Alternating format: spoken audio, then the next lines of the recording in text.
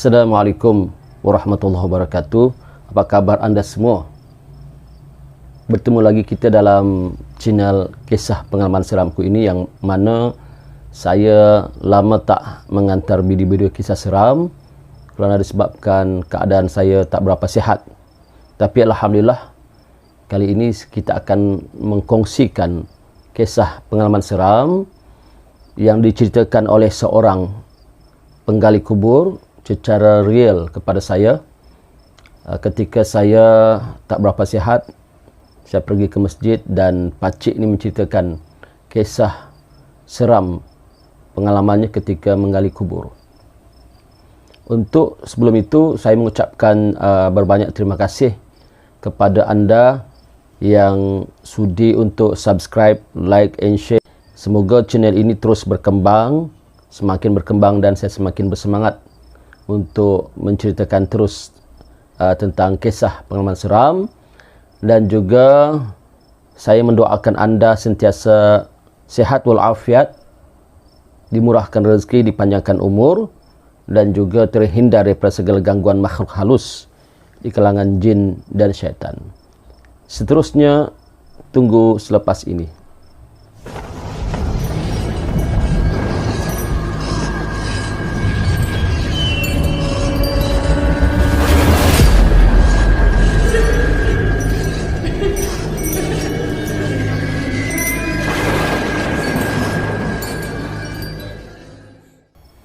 Bertemu kembali. Kisah ini diceritakan oleh pakcik penggali kubur yang dia tidak minta namanya disebutkan dalam cerita ini. Katanya ini kisah benar, ya, ketika dia sebagai seorang penggali kubur. Tapi sekarang dia sudah pencen lah. Dia sudah tidak larat lah untuk menggali kubur kerana faktor usia. Dia kata ketika muda dahulu, sekitar tahun 2000, ya, di satu tempat tanah perkuburan Islam di satu kampung. Di kampung tu berdekatan dengan tepi laut lah. Dia bukan pulau, tapi tepi laut. Jadi tanah perkuburan pun berada dekat-dekat tepi laut. Dia kata biasa dia pengalamannya untuk menggali kubur ini, kebanyakan orang yang meninggal dunia itu dia dikehendaki menggali kubur sama ada pagi ataupun petang. Kadang-kadang kebiasaan kebanyakannya sebelah pagi lah, kerana kebanyakan jenazah meninggal waktu malam, disimpan di rumah malam untuk menunggu keluarga dan sebagainya. Pagi besok baru dikebumikan. Atau ada juga yang meninggal waktu pagi, petang dikebumikan. Dan dia bersama beberapa orang rakan, biasanya mereka menggali kubur paling lama pun sejam lah. Kadang-kadang ada juga yang cepat mereka menggali kubur, istimewa, disebabkan mungkin bantuan Allah apakah, kadang-kadang tak sampai sejam. Bila mereka lihat yang meninggal itu adalah orang-orang yang baik di kalangan tuan-tuan guru, imam-imam masjid dan sebagainya, maka Allah permudahkan untuk menggali kubur.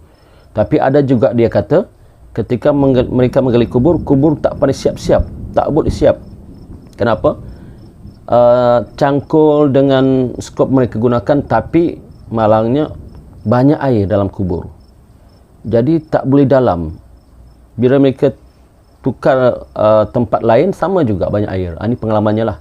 Cuma ada satu pengalaman yang nak kisahkan pada kita dan saya nak kongsikan pada anda adalah kisah seramnya. Iaitu mereka dapat panggilan bahawa ada orang meninggal dunia. Tetapi jenazah ingin dikebumikan pada waktu malam. Bermakna kubur itu hendaklah disiapkan dan jenazah akan ditanam pada waktu malam. Maka dia pun panggillah sahabatnya, lebih kurang ada 2 orang lah, termasuk pakcik ini 3 orang, kerana sahabat-sahabat yang lain tak dapat hadir ketika malam. Banyak hal-hal yang lain lah. Maka pakcik dan 2 rakannya ini pun menggali kubur. Mereka menggali kubur selepas maghrib, kerana dikatakan jenazah ini akan datang selepas isyak, lebih kurang sejam selepas isyak itulah. Jadi mereka siapkan awal. Mereka menggali kubur, ya, pada malam tu. Cuma ketika mereka menggali kubur malam itu, mereka terdengar satu suara seperti bisikan halus. Pakcik ini ingat suara itu hanya dia saja yang mendengar. Tetapi bila dia tanya kawannya yang 2 orang itu, rupanya kawannya itu pun mendengar bisikan halus, seolah-olah menyeramkan. Bisikan itu membisikkan pada mereka, jangan gali, jangan gali. Tetapi mereka tak menghindarkan dan mereka anggap itu sebagai, alah, mereka dah biasa dengan perkara-perkara misteri begini. Tapi kali ini agak lain. Bisikan itu datang lagi, jangan gali, jangan gali. Seram pakcik ini, hinggakan bulu rumahnya menegak. Begitu kawannya. Tapi oleh kerana ini adalah permintaan orang-orang yang ingin menanam jenazah pada waktu malam, maka mereka tetap gali juga. Tetapi biasanya mereka paling lama pun menggali tanah kuburan sejam. Tapi ini hampir 2 jam belum siap lagi. Lepas maghrib hingga waktu isyak, sampai isyak masih belum siap. Kata pakcik ini, bagaimana ni? Kuburan ni tak siap lagi ni. Tapi kata kawan-kawannya, tak apa, kita terus gali sajalah. Sambil mereka membacalah surah-surah daripada ayat suci Al-Quran. Moga-moga tidak adalah perkara-perkara yang tidak diingini berlaku. Mereka pun terus menggali. Alhamdulillah, lebih kurang hampir 3 jam tanah kuburan siap digali lengkap sepenuhnya. Maka setelah itu mereka pun menunggulah di situ. Sebab ketika pakcik ni ditelepon, sebab pakcik ni adalah ketua dalam penggali kubur ni lah, dia kira yang ditua-tuakan lah. Jadi dialah yang semua menghandle lah. Artinya bersama-sama rakan itu dia dianggap ketua lah. Mengatakan bahawa selepas isyak, lebih kurang sejam selepas isyak tu, maka jenazah akan sampai. Tapi sekarang sudah 2 jam selepas isyak, jenazah tak sampai-sampai juga. Ini yang menyebabkan pakcik ini rasa lain. Kata kawannya, boleh tak kamu hubungi ataupun call orang yang menghubungi kamu tadi petang bila mereka nak sampai. Sekarang ini dah pukul 10 malam. Takkan kita masih duduk di sini? Kata kawannya. Betul juga, kata kawan satu lagi. Maka pakcik ni pun memeriksa handphonenya tadi, panggilan petang tu. Dia scroll, dia tengok di atas ke bawah.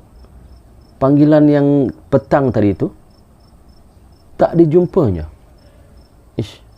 Biasakan telefon kalau ada panggilan kita tahu kan. Banyak dia cuba call panggilan-panggilan sebelum tu, tapi semua panggilan tu kata tidak, kami tidak ada call pun pakcik untuk menggali kubur. Lebih kurang ada 5 nombor dia call balik, tak ada pun yang mengatakan bahawa mereka menyuruh pakcik untuk menggali kubur. Nah, kata pakcik ni, aduh, ini sudah permainan ini sudah tipu ni. Tapi jelas-jelas kata pakcik itu petang tadi, orang laki-laki call dia, mengatakan minta tolong gali kubur. Tetapi pada waktu malam jenazah akan dikebumikan. Tapi sekarang dah pukul 10 lebih, jenazah tak sampai-sampai. Aduh, kawannya yang sebelah tu dah bising dah. Dia kata, ini kita kena tipu lagi ni. Mungkin dia kata jenazah tu dah dikuburkan di tempat lain. Aduh. Lama-lama begitu dia kata kawan pakcik yang 2 orang ni kata, kami balik dululah. Kata pakcik tu, jangan dulu. Tak maulah. Dah hampir pukul 11 ni. Takkan jenazah tak sampai. Mungkin jenazah tak jadi dikebumikan di sini barangkali. Pakcik tu pun tak boleh menghalang. Sebab, yalah, dah pukul 11 malam. Dia kata, yalah, baliklah kamu dulu. Saya akan balik kemudian sekejap lagi. Kata kawannya, hati-hati tau. Bagus kita balik bersama. Tak apalah, saya tunggu sekejap lagi. Kamu baliklah dulu, nanti saya balik. Jadi, ketika kawannya balik itu, pakcik ini ada naik motor, yang kawannya pun masing-masing naik motor lah, seorang-seorang. Ketika lebih kurang berapa minit pakcik itu, kawan-kawan pakcik itu balik, tiba-tiba angin bertiup ya, kencang, bertiup kencang. Sebab maklumlah tanah perkuburan pun di tepi laut, jadi angin bertiup kencang seolah-olah menandakan hujan nak turun. Pakcik tu pun serba salah jugalah, nak ditinggal, takut nanti jenazah tu betul-betul datang. Tapi bila dihubungi tak ada pula. Dia pun pelik, kenapa dia begini, apa yang terjadi. Angin masih lagi menghembus kencang, cuaca seperti ingin hujan lah, ataupun ribut macam tu lah. Maka pakcik ni pun kalau begini tak payah tunggulah, apa-apa pun nanti mereka akan datang juga tu. Ataupun kalaulah betul jadi malam ini dikemumikan, pasti mereka akan hubungi saya balik. Itu kata hatinya. Maka pakcik ni pun tak banyak cakap, bawa cangkul tu dan alat dan lain, simpan di belakang motor dia, ikatlah, melintang. Maka dia pun start motor, jalan. Dalam berapa minit di jalan, tiba-tiba motor tu rasa berat. Pelik juga dia, ngapa motor ni berat? Takkanlah cangkul dan skop yang ada dan alat-alat menggali kubur tu menyebabkan motor dia berat. Tadi datang tak seberat begini. Pakcik itu heran, apa yang menyebabkan berat. Dia pun memberhentikan motornya tepi jalan. Dia periksa motornya, kemungkinan barangkali tayar pancit ke apakah kan. Tapi bila lihat tayar belakang dan hadapan okey, dia buka pula minyak, tengok okey, masih ada minyak. Apa yang jadi berat Maka dia pun balik. Di pertengahan balik pukul 11 tu, ada di hujung jalan tu, biasalah dekat kawasan kampung itu adalah budak-budak remaja yang masih tak tidur malam. Mereka ini suka, kata orang bernyanyi-nyanyi, main gitar di tepi jalan. Ya biasa, budak-budak remaja pada masa itu. Mereka main gitar, menyanyi lah macam-macam lagu lah. Jadi bila pakcik datang menghampiri mereka, tiba-tiba remaja-remaja yang tengah berseronok menyanyi-nyanyi dengan teman-temannya membawa gitar tu terperanjat tengok pakcik, seperti nampak pakcik ini sesuatu macam menakutkan. Terperanjat seperti nampak hantu lah. Budak tu yang remaja tu seperti dia nampak pakcik ni macam hantu begitu. Pakcik pun heran, lari semua, lari lintang pukang. Sambil ada yang terjatuh tersungkur, ada yang tak sempat pakai slipper lah, terus lari. Pelik juga, apa ni? Pakcik tu memberhentikan sekali lagi motornya, tengok badannya, cek semua tak ada, biasa. Apa yang mereka rasa ni? Jalan lagi pakcik tu, dah hampir dekat rumahnya, tiba-tiba ada gerai yang biasa buka malam, biasa pukul 12.30 atau 1 baru tutup. Ada orang-orang situ lepak-lepak minum. Nampak pakcik ni lalu pun semua lari entah pukang. Hingga yang ada terlanggar kursi, ada meja terbalik dan macam-macam. Peniaga ni pun cepat-cepat tutup gerainya. Dia pun heran, apa hal? Ini mengikut cerita pakcik itu. Sampai dia ke rumahnya, dia pun beri salam. Assalamualaikum. Beri salam pada isterinya lah. Tak ada jawapan. Kali kedua beri salam pun tak ada jawapan. Kali tiga diberi salam pun tak ada jawapan. Pelik juga dia. Barangkali isterinya dan anak tidur barangkali, katanya. Maka dia pun melihatlah sekitar rumah tu dan pergi ke dapur. Dia pusing rumahnya, pergi ke dapur. Dia beri salam. Kebetulan dia nampak isterinya tengah buat sesuatu di dapur. Maka dia beri salam. Isterinya mendengar salam tu dan terus ke pintu depan. Dan dia pun balik ke pintu depan dekat motornya dia letak tadi tu. Kemudian bila isterinya buka pintu, terkejut isterinya, seolah-olah nampak sesuatu yang menakutkan. Dan belum sempat pakcik ni masuk ke rumah tu, cepat-cepat isterinya tutup pintu. Apa ni? Pakcik ni pun rasa hairan. Barangkali ada sesuatu yang menumpang dengannya, kata pakcik di hati. Sebab kenapa motornya berat, kemudian orang yang nampak dia semua lari lintang pukang. Tapi dia tak nampak apa-apa, tapi dia rasa berat. Dan memang tadi ketika naik motor dia rasa macam bau hanyir ataupun bau busuk. Tapi itu biasalah, tanah perkuburan kadang kalau tepi laut ni memang kadang-kadang ialah bau-bau tu bau daripada najis binatang, anjing dan sebagainya. Maka dia pun berpatah balik ke tanah perkuburan.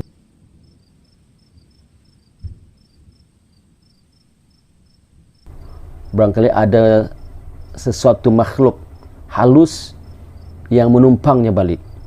Maka dia pun berpatah balik sambil mulutnya kumat kamit membaca ayat-ayat suci Al-Quran yang dia hafal lah, penggali kubur ni.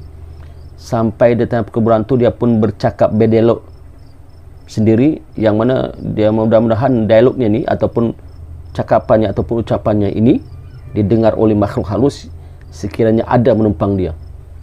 Maka kata pakcik ni, wahai makhluk halus yang saya tidak nampak, yang saya tidak lihat, kalau kamu mengganggu saya, kalau kamu mengikuti saya, kalau kamu menumpang saya minta kamu janganlah ganggu saya, jauhlah dari saya. Saya berdoa kepada Allah, kalau kamu tidak menjauhi saya, tidak mau menjauhi saya, maka saya akan doakan kepada Allah semoga kamu dihancurkan dan dibinasakan. Nyah kamu dari sini, kata pakcik itu. Pakcik ini berani juga. Sebab apa? Dia sudah ada pengalaman menggali kubur lebih 10 tahun. Jadi pengalaman misteri seram yang dia alami itu memang ada, tapi ini yang kira lebih seram lah baginya. Terdengar suara bisikan itu perkara biasa. Terdengar suara tangisan di kubur itu perkara biasa bagi pakcik ini. Terdengar suara minta tolong itu perkara biasa bagi pakcik ini yang pernah dia alami. Tetapi perkara ini agak lain daripada lain. Maka dia pun terus kumat kamit membaca ayat kursi 3 kali, kuat-kuat sambil dihembuskannya. Kemudian dia azan kuat-kuat di tanah perkuburan. Moga-moga dimintalah makhluk yang menumpangnya itu nyahlah jauh-jauh, jangan ikut dia. Maka pakcik ini pun semua selesai tu, dia berdoa kepada Allah, ya Allah, sekiranya ada makhluk yang menggangguku, yang mengikuti aku hingga ke rumah pulang, nyahkan dia, hindarkannya daripada aku, jauhkan dia daripada aku, kata pakcik ini. Setelah itu pakcik pun start motor balik dan berjalan. Alhamdulillah pakcik itu rasa seperti ringan motor tu. Tadi berat bukan main. Berat terasa seolah-olah ada seekor lembu, kata pakcik itu. Seolah-olah ada seekor lembu duduk di belakangnya tadi. Tapi sekarang alhamdulillah ringan. Kemudian dalam perjalanan pulang tu dia mendengar seperti ada suara mengilai yang menyeramkan jauh daripada belakangnya tadi, dekat-dekat tanah perkuburan tu. Suara mengilai yang menyeramkan. Sahlah, kata pakcik tu, ini mesti permainan kuntilanak ini. Hai, dia kata pakcik tu sambil beristighfar sepanjang jalan sampai dia pulang ke rumah. Dia ketuk pintu dan beri salam sekali lagi. Isterinya pun buka. Isterinya pucat mukanya, tengok ke kanan, tengok ke kiri, atas bawah, tak ada. Terus dia tarik pakcik tu masuk. Dia kata, kenapa ni bang? Kenapa ni bang? Apa kenapa? Kata pakcik tu. Siapa yang abang bawa tadi tu bang? Bawa? Iya, aku nampak bang, abang bawa seseorang. Apa tu? Bang, kata sini, aku tak boleh ceritakan, seram ni bang, seram. Tak apa bang, abang duduk sini, saya buatkan kopi. Besoklah bang kita cerita, ni malam ni dah larut malam bang, saya pun tak nak cerita. Kalau abang nak tahu cerita apa yang saya nampak, besoklah. Maka malam tu isterinya buatkan kopi dan pakcik ni pun mandi, ya, tak pun apa-apa kan, menumpang dia mandi apa semua. Alhamdulillah selesai masalah malam tu. Pagi esoknya barulah isteri bercerita. Bang, dia kata, malam itu ketika abang pulang, saya memang dengar macam ada suara sayup-sayup beri salam, tapi suara tu bukan suara abang. Iya, dia suara garau tapi lain. Sebab itu saya tak sahut.